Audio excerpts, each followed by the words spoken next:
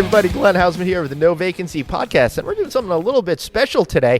We're going to evangelize, I think, because I got Chief Evangelist of IDeaS, Mr. Klaus Kohlmayr here. How are you, sir? I'm always great, Glenn. Hanging out with you. I'm doing pretty good, too. Man, you are traveling all over the known universe, and it's pretty exciting following your travels everywhere you go. Thank you, Glenn. Yeah, I'm still waiting for Richard Branson to give me the ticket to Virgin SpaceX You trip. and me both. Although I'd be happy with an invite to the opening of the Virgin Las Vegas when that opens next year. Yep, I'm sure you'll be there. I'm hoping so. Hey, Raul Leal, the CEO, if you're listening, make sure I'm on that invite list. That would be really great. So, I really wanted to talk to you today because I see there's so much happening in flux in the hospitality business. Absolutely. We've kind of been in this comfort zone, I think, for a really long time, and now it seems like everything, the world, the economy, everything seems to be, and technology, all seems to be munching around at the edges right there and kind of eating away at our safety and security. Do you see kind of the same way that I'm going on? Yeah, absolutely. We've been talking about this quite a lot in the industry, and the people that I talk to and sit down with, which is the chief commercial officer of the big brands or the smaller companies or the independent players. I think there's a general feeling of increasing uncertainty. Mm-hmm. And that's obviously a little bit different than the last 10, 12 years that we've all experienced. So we're all kind of asking the questions of how do we deal with that increasing uncertainty? And we don't really know what's going to happen. No, we don't really know what's going to happen, although if we did, that would be pretty awesome and allow us to prepare. But I think, to start this conversation off, it doesn't really matter what's going to happen. There are some real things that are already occurring, and they are going to be consequential going forward, things that cannot be prevented. Technology is going to keep moving forward and changing the way that we need to think about how we operate our businesses and connect with customers, right? Costs are going to continue to rise, which is going to be pinching the operator's ability to profit. And to make matters a little bit worse, it's getting a little bit harder to keep pushing those rates because after a decade, customers are starting to go, wait a minute, maybe I don't need to take that one particular trip. So with all of these things to happen, I think we're inexorably headed towards a period of change. Absolutely. Yeah, we've been talking about the increasing cost of labor, which is depressing margins, obviously. That's been a big conversation over the last 18 months. We've been talking about the supply increasing, not as faster than demand at the moment, and CBRE has brought out some statistics that supply is increasing much faster over the next 12, 18 months. And as a result, most of the forecasting companies have reduced their RevPAR forecast, and the big brands as well. So there's definitely a push to automation, a push to increase the technology adoption to counter some of these pressures on margins and pressure on revenues going forward. Right. So, how do you see it? If you're a hotelier out there, right?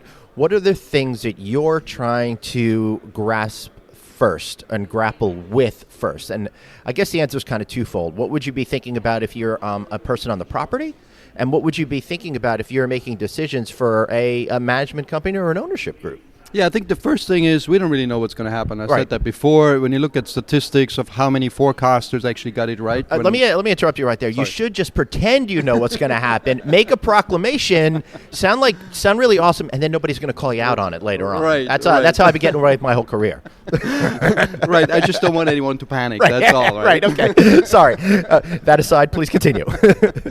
So we know that the last recession really a very small percentage of forecasters got that right. So I don't want to make any predictions on what's going to happen, but something is going to happen. I just like to predict there will be change. There will be change. There will be change, and it will be enormous. But the first thing is just have a plan, right? Make sure that whatever plan you had in the past, update that plan and build in the uncertainty factor into it. So don't expect RevPARs to rise. Don't expect a stable environment. Expect an environment over the next couple of years that's going to be more uncertain, and build into that plan the uncertainty, and when you build that plan together with your team at the property, fold in your marketing strategies, your sales strategies, your demand strategies across all of your revenue opportunities, and just determine what you're going to do in case something happens like a RevPAR decline or a huge drop in markets or rising oil prices, and how that's going to affect your business. So you're not caught without a plan when it actually happens. Right. Now, the reason why Klaus said rising oil prices, because as we were recording this, we just had the incident in Saudi Arabia, which took out a lot of their oil fields, which is kind of going to mix up those dynamics. And it's interesting, whenever I'm at all of the industry conferences,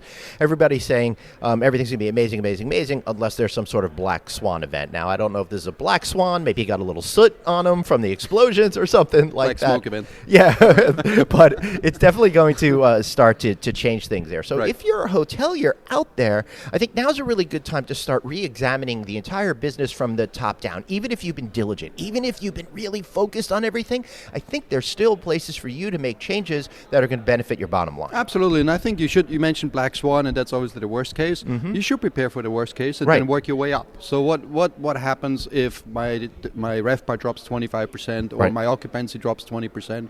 What happens if my corporate business all of a sudden goes away, and how I'm going to replace that business? So it's the time to plan now. You might never have to use the plan, but plan for the worst case scenario and then work your way up and say, well, if the worst case scenario is a drop to 50% occupancy, what am I going to do? And then work your way up and say, well, what if it's only 60% or 70% or 80%? So if you're prepared, then the impact of that is you're not going to panic, and panic is the worst thing that can happen to you in a business, obviously. Right. I mean, panic. And hope is not a strategy, right? Right. Panic is not a good strategy, and that's why that's why we're having this conversation, because change is happening, and you need to be prepared for it. And if you prepare now, then you're going to be in a much better financial state and psychological state when the market changes. And the worst case scenario is you make a little extra profits because you've been diligent, right? That's right, absolutely. And there's a lot of learnings we had from the last time. Things like that happened 10 years ago. I know probably a lot of the listeners weren't around 10 years ago or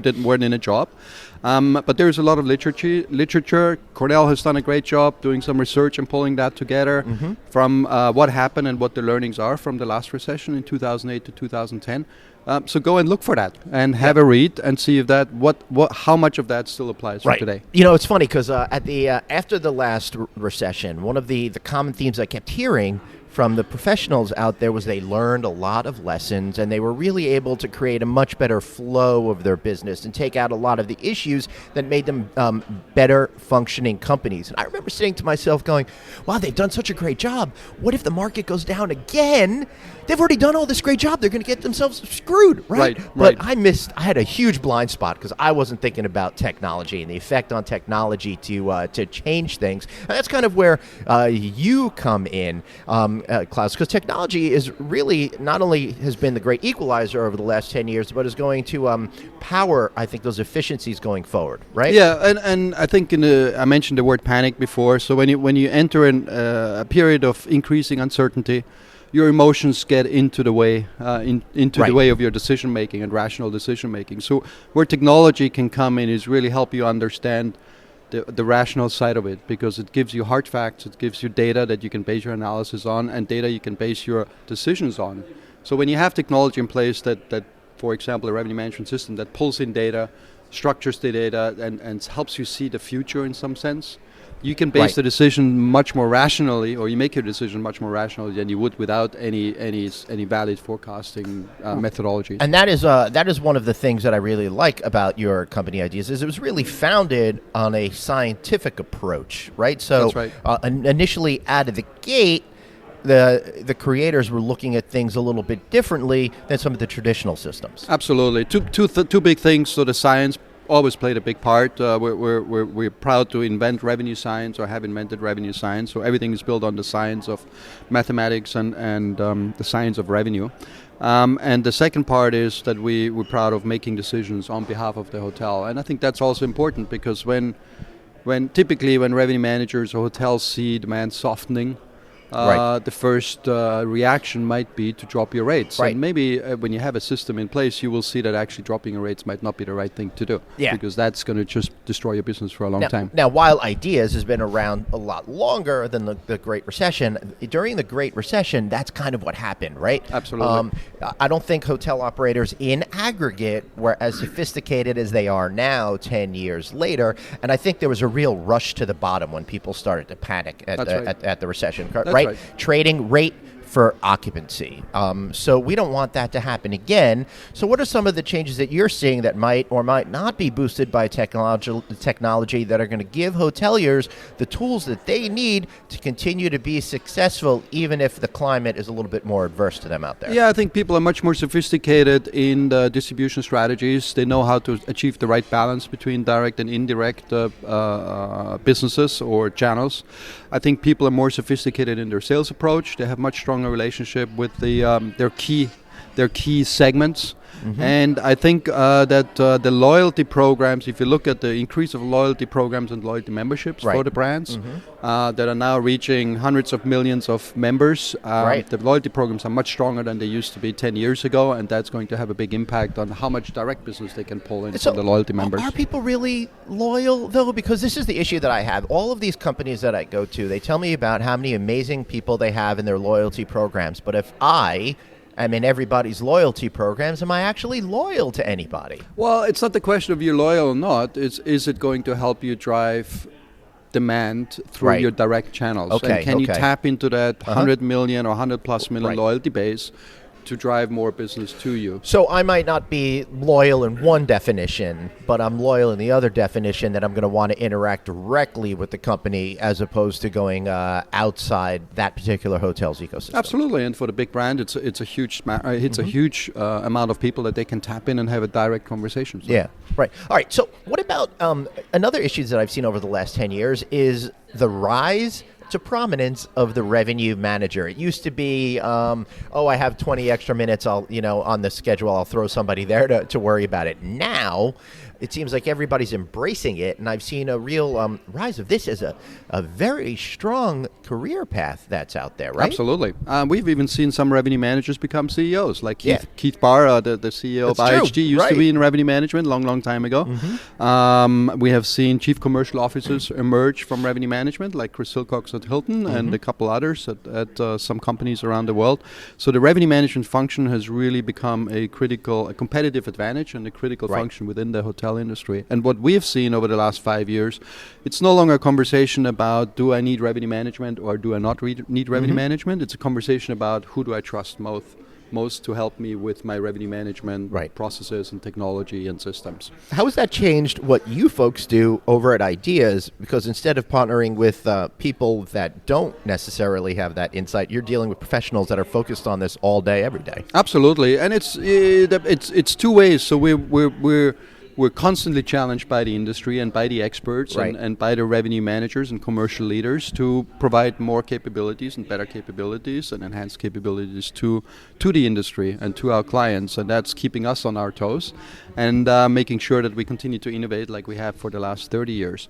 I think the second part to that is that revenue management is no longer constrained to rooms. It's branching out into other areas like meeting and events and F&B and adjacent segments to the hotel industry. So not just hotels, but also campgrounds and hostels and alternative accommodation. And I think that's a great point that I think we need to underscore a little bit with a little deeper conversation, because there's a big shift now towards, we're not just thinking about revenue per available room any longer. Finally, everybody's saying, it's revenue per available customer that makes more sense, right? So even if one customer spends $10 less for you to get them in the door for that room rate, they could be spending 10 times more on drinks and food downstairs or whatever else it might be. Absolutely. There's also, and in addition to that, there's a big shift in the perception of RevPAR as the ultimate KPI. Arne Sorensen and Marriott has said for the last 2 years in earnings calls that he would prefer a hotel to take a lower rated business if it means higher profitability or net RevPAR, because of the lower commissions that they would pay, for example, through direct channels. So there's a shift in looking at net revenue per available room, so taking out distribution costs, and there is a huge shift towards profit optimization and moving towards profit per customer and revenue per customer. Right. So how does that change your mindset when you're thinking about IDeaS? I think it's great times ahead for us. If you look at the market, there is about if you say there's 1 million hotels or accommodation providers out there, maybe only, I would say, if you add it all up, 60 to 70,000 use some form of revenue management system. So there's still a lot of hotels and accommodation providers that don't use revenue management systems or revenue management technology. If you look across the hotel industry, we only scratched the surface on anything that's not room revenue related. Right. So meeting and events, F&B, all inclusives, per person pricing, it's all coming down the line. And when we look further out into some big entertainment companies and how they're managing, the concept of profit optimization across the total stay, including tickets, including F&B, including anything you want to do during your stay, all that is not optimized today. So those are all things that we're talking about and we're considering. And I think already that works out great in resorts. Right. That works out great in the casino kind of universe as well, right? Because all of a sudden you're changing the way that you think about every single customer to much more, to lack of a better term, 360-degree kind of of approach from all angles, right? And the resort segment in the hotel industry is the fastest growing segment in the world. So we want to make sure that when a hotel considers all-inclusive guests or a total stay experience, that we want to be able to optimize that total stay experience for the hotel. So then at what point, what do you folks bring to the table that arms these revenue managers and other folks tasked with setting the prices? What is it that you're giving them the edge with? Decisions that they can trust. Right. That's how I would frame it up. So our technology constantly looks at the data that's coming in, looks at the booking behaviors, looks at all the different data points, including reputation and tons of other things. And it just decides on behalf of the hotel and together with the hotel on what the optimal pricing should be for a room or for a meeting space. And our whole purpose for the last 30 years has been to generate those decisions that revenue managers and hotels can trust. Right. So they shouldn't really have to interact too much with the system unless there is some exceptional circumstances that the system doesn't know about or different than the norm. So where did the company start out 30 years ago? What were they able to provide, and how is that different than decades later? Because when the company started out, let's see, it was 30 years ago, so 1989. That's right. Right? So I believe I was still using the IBM PC XT with the 10 megabyte hard drive, and there was no real internet, so to speak of, unless I go to my library at school. Right. Right. Oh, it's just the emergence of internet, yeah, right? Because we didn't have the web then, right? Right. Netscape hadn't come out yet. You had to go through these list servers or whatever it was. Absolutely. Right. So, but what we did have was GDSs, right? Yes, and we had a lot of data, true. and we had the global distribution system that provided a lot of transactions that our founders could interact with. Interesting. And when we built the first revenue management capabilities, actually for airlines and Northwestern United were some of the clients of the original IDeaS company, they invented some new methodologies of pricing and revenue or yield management at that point that they then felt could be best applied to hotels. And they then took that, and Hilton and Shangri-La were some of our first clients that bought into that concept, and both of them have been clients since. So 30 years later, what are the types of things that you're doing that creates that insightful information that revenue managers and others can use to succeed in their business? Yeah, our big focus for the last couple of years has been not just to create the price or to display the price or make the pricing decisions, but also explain why that price is being made. That's fascinating. Right. Understanding the pricing decision and making sure that you actually buy into that has been critical. So we have created a whole new way of looking at pricing and giving the revenue manager insights into why a particular price is actually what we're deciding it is. Right. So let's say a hotel like here, the man in a rental has a price of $479. I'm just making it up. The revenue manager it's would probably be much higher. The revenue manager would be able to see not just the $479, but there would be a description in easy to understand language of why that price has been generated. Could you give me a completely made up example of what that might sound like? Yeah, it might be. It's because your market segment configuration is X, or particular demand patterns have been detected that are leading to that price, or there's certain groups that have been booked, or a certain reputation scores that have been increased or decreased. So there's maybe 6 to 10 pointers that the revenue manager will be able to see that will allow them to understand why that particular price has been generated. And they can then print that out and take it to the general manager. And when the general manager says it should only be $350, they can say, no, here it's $479 because of these factors. Mm-hmm. Oh, that's great. So you're not only giving them a price, but you're arming folks with the knowledge that they need to go along with making those. Absolutely, those and that's decisions. always been a challenge. And when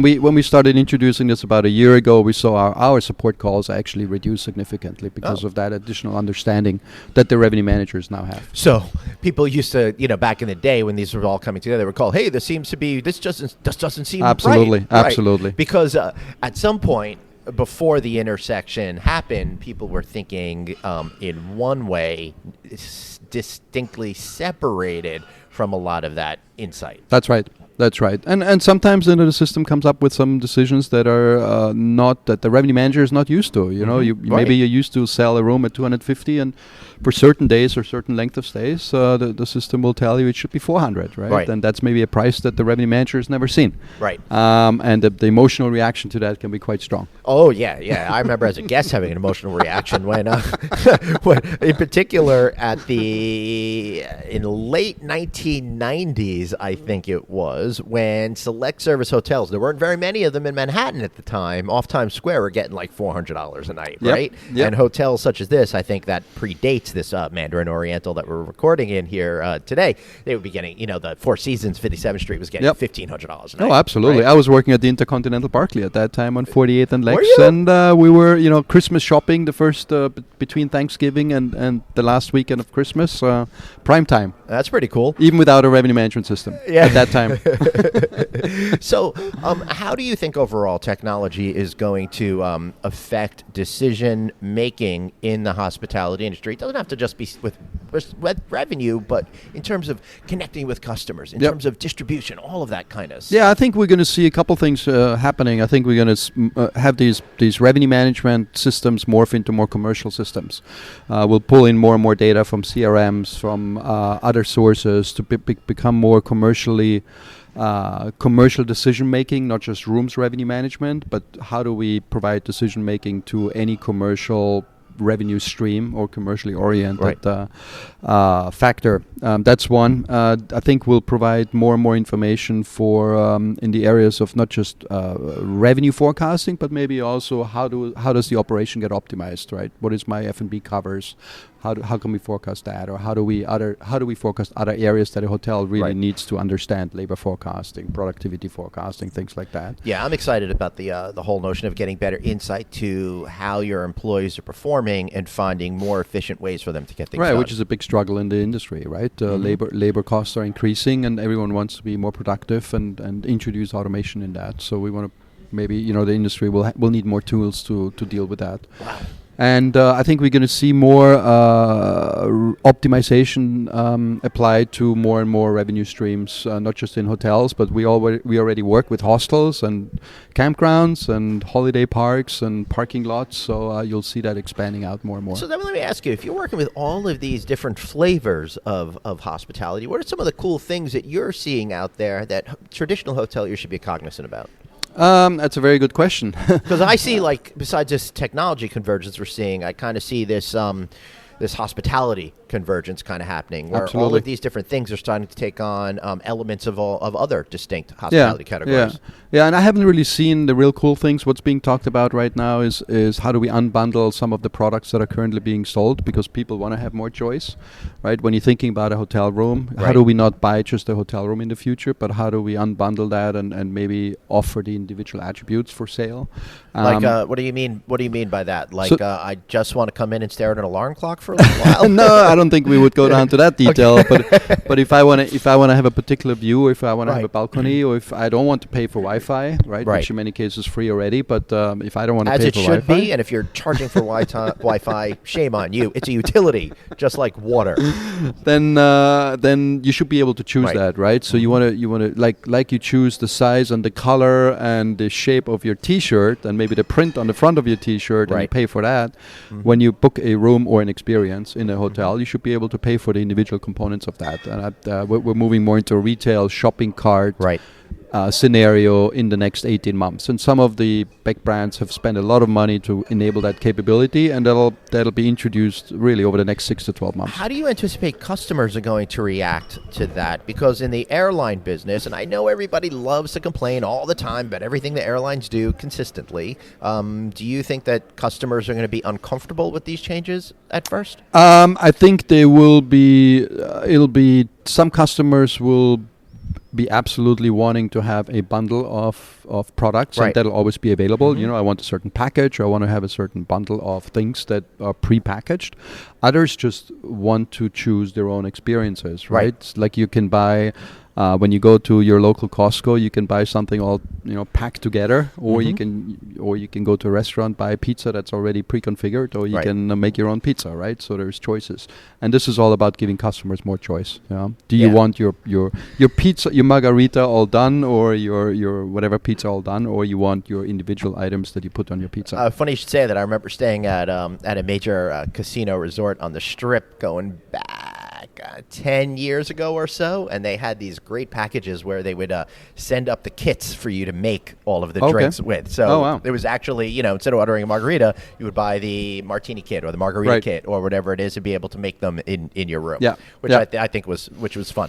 And I think we don't want to get too detailed, right? That you start paying for your alarm clock or for your stuff like that. That winds up becoming a hassle. So the whole idea is finding the right balance of giving the customer the choices they're looking for without them having to think too much or feel like they're missing out on anything. Absolutely. Right? Absolutely. And I think, and I don't expect you to comment on this in particular, but I think that's where the resort fee thing kind of goes a little bit astray. I think people would have less of a problem with it if they only had to pay for that internet, not for the stuff that they didn't want. That's right. It gets annoying to me. Oh, you get free long distance phone calls. You get a free newspaper that I'm not going to read. So all these things that I'm not going to do, the gym, all of that kind of of stuff. Just give me what I want. Absolutely.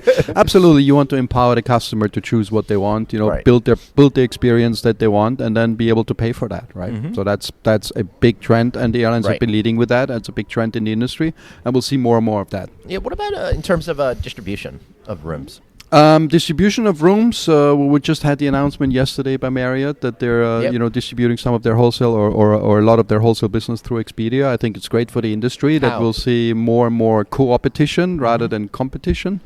I think it's great to see that it's not this us versus them between the hotels and the OTAs, and I think it's a great signal to the rest of the industry when somebody like Marriott can go and say, well, we actually know how to work with somebody like Expedia. Yeah, it's really fascinating to see how the whole arc of that relationship went. And for some of you folks that have not been in the business for unfortunately as long as Klaus and I have been in the business, after the terrorist attacks of 9/11 back in 2001. It was also coinciding with the birth of the internet era, right? And the hoteliers didn't know what to do, and these technology companies came in, and they kind of were like the saviors, and that went well for a little while. And then hoteliers had no idea how to grasp with technology, so it created more of an antagonistic relationship. Over the years, things have changed, and I think now people understand that these are a valuable resources for companies to utilize as part of their overall distribution strategy, right? Absolutely. And I was having a conversation with one of the key people involved in that deal yesterday, and he said to me this deal could have not happened 5 years ago, right? So the mentality has completely shifted in the industry. Because 5 years ago, I remember going to the major conferences, and the major brand executives would be like, "Yeah, OTAs, they stink." That's right. That's right. But now it's not like that at all. Absolutely. So it's good for the industry. It's also good that we have seen a lot of initiatives to drive more direct bookings, so that has put the pendulum of power kind of more in the middle than towards the OTAs. So I think it's all beneficial for the industry. And it's always about giving that customer the choices to interact with the brands that they, in the way that they want to do it. And then from your point of view, it's about creating that actionable insight that gives hoteliers the best chance to connect with all those different types of customers in one fell swoop. Absolutely. Right? And from our point of view, obviously we want to do that at the right price. So, having that price generated at that point of decision for the guest is becoming more and more critical. How does that change? Because you don't just say on November 16th, the price is going to be this.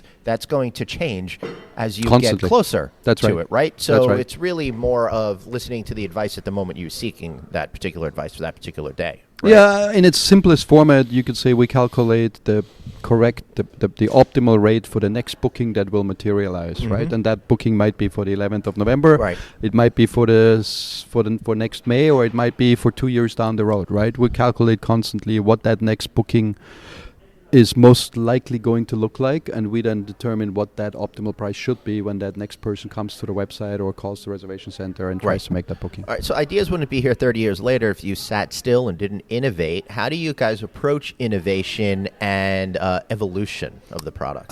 We approach it two ways. Well, one, it's a lot customer-driven or industry-driven. Right. So we have a constant dialogue with our clients and partners and non-clients, and just understand, which is part of my role, sitting down with people and just understanding where the industry is going and then folding that into our development roadmap. And we also develop a lot of things that we don't hear from the industry, but that we feel are important, like the meeting and events revenue management component that we developed a few years back. Which is probably a little bit ahead of its curve, but we did that because we felt it was important for the industry to go into revenue management for meeting space. Right. And now we're seeing, a few years later, we're seeing the adoption increasing quite dramatically. Smart. Must feel pretty good to be a few years ahead of everybody else when it comes to that sometimes sort of stuff. It works, All right, so I got to say before we wrap this up, I still think Chief Evangelist is a freaking awesome job to have, because you're really out there. You're learning and you're sharing and you're participating. To me, I mean, I'm very lucky. I get to do some very, very similar stuff that you do. But how cool is it going out there and sharing and learning every single day? It's very cool. I learn every day. I have conversations from the big brands to the very small, independent hotels. I spend a lot of time with startups. And all of that for me forms a picture in my head that I then not just communicate back to the industry, but I also communicate back internally into IDeaS. And you talk to me about innovations, right? Some of these things that we've been talking about over the last 20 minutes have come out of these conversations. Over 30 already, 30 maybe, yeah. Time goes fast when you're having fun, right? But some of these ideas that we're talking about now, or these developments, have come out of conversations that we've had over the last few years with the industry, and we have this constant dialogue, right? You have to, no matter how old you are and how advanced you think you are, you always have to stay nimble and flexible. Right. All right, I'm going to take that both personally and good. It was meant personally. That's why I'm going to get into some. I got to get back into doing some yoga. I need to be a little bit more flexible here with my body and perhaps with my thinking as well. Klaus, any final thoughts that you have? Anything that I feel like we've missed that you're dying to get out there? No, I think the key part now is, for the increased uncertainty, make sure you have a plan. Make sure you do that together with your team. If you're sitting in a corporate office, make sure you force your hotels to put good plans together. And if you don't need them, put them in the drawer, but you might need them in the next few months. Right. So I think the overarching thing here is change is consistent. Things are always going to be different in the future. And you don't want to get caught short. And again, now is the time to start thinking about what those next 5 years are going to look like. What might happen with the economy? What might happen with the way that customers want to interact with your hotel brands, and how you are going to find the best prices in order to make them big fans of your property and have them stay with you each and every time they're in your neck of the woods. Klaus, how can we find you guys? You can find us on our website, ideas.com, which is a fantastic URL.